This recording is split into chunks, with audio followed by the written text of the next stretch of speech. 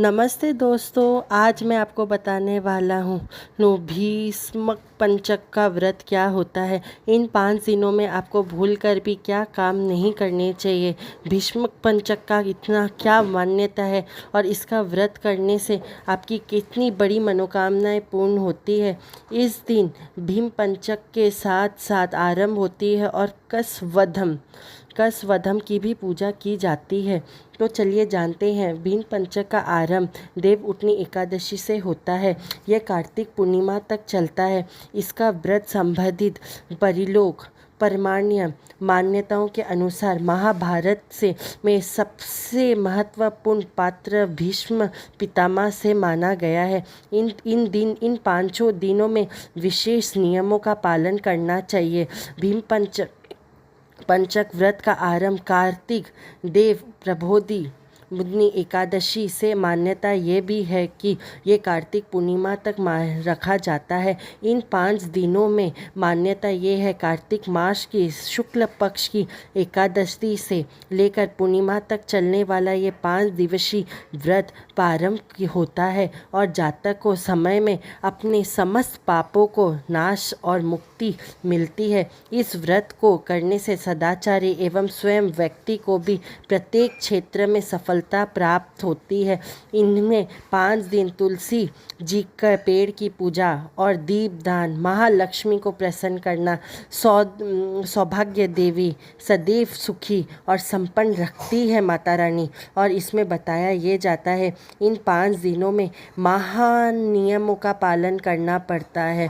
आप कभी भी बड़े बूढ़ों का अपमानित ना करें, अपने नियम करें। सभी संबितों से आप यदि कष्ट में हो सबसे आप माफ़ी मांगे। तो चलिए जानते हैं भीष्म पंचक का महत्व क्यों है। इस व्रत में का संबंध भीष्म पिता से माना गया है। महाभारत में युद्ध के समान जिस समय में भीम पितामह का सूर्य के उतारण होने की प्रतीक्षा पे भस्म से लौट रहे थे तो भगवान कृष्ण पांडवों के साथ ही उनके पास गए थे और भीष्म पितामह से उपदेश देने का अनुग्रह किया था। जब महात्मा ने 5 दिनों तक राज धर्म, वर्ण धर्म और मोक्ष धर्म आदि का उपदेश किया था, उसका उपदेश सुनकर श्री कृष्ण संतुष्ट होकर बोले, महापिता, अपने शुक्ल पक्ष की एकादशी से पूर्णिमा तक ये 5 दिनों का जो धर्ममय का उपदेश किया है, इसने मैं बहुत बड़ा प्रसन्न हूँ। इसकी स्मृति से आपके नाम पे भीष्म पंचक का स्थापित करता हूँ और जो लोग भी इसे विधि विधान से भोगेंगे उन्हें अंत मोक्ष की प्राप्ति होगी। यह 5 दिन का व्रत यदि जो भी पालन करेगा उसे भूल कर भी बुजुर्ग होने के बाद भी अपमान सहन नहीं करना पड़ेगा। और यदि आपके पुराने जन्म के कोई भी कर्म होंगे उसे मैं काटूंगा और हर मनोकामना उनकी पूर्ण करूंगा, उन्हें सदैव ही स्वस्थ लाभ दूंगा। तो चलिए जानते हैं कौन से भीम पंचक व्रत करने के नियमों का पालन करना होता है। चलिए, भीष्म पंचक के दौरान 5 दिन व्यक्ति को पूरे के पूरे ब्रह्मचर्य में का पालन करना चाहिए। इन 5 दिन में अन्न का त्याग करना पड़ता है। कदम मूल फल, दूध अथवा वैवाहिक जिंदगी से आपको दूर रहना पड़ता है। और जो यज्ञ इन दिनों में किया जाता है वह 1 नहीं 10,000 गुना फलमय रहेगा। इन 5 दिनों में रोज तुलसी पेड़ के नीचे घी का दीपक जलाना अनिवार्य है। इन 5 दिनों में पीपल पेड़ की रोजाना भीष्म पितामह के नित्य तर्पण करना चाहिए। इन 5 दिनों में अखंड ज्योति प्रज्वलित करनी चाहिए और गीता लगातार 5 दिनों में पाठ करना पड़ता है। 5वें दिन यानी कार्तिक पूर्णिमा के पर पूरे परिवार के साथ हवन करना चाहिए और सत्यनारायण भगवान विष्णु भगवान की पूजा करनी चाहिए आखिरी में। ऐसा करने से ये बहुत लाभदायक होता है।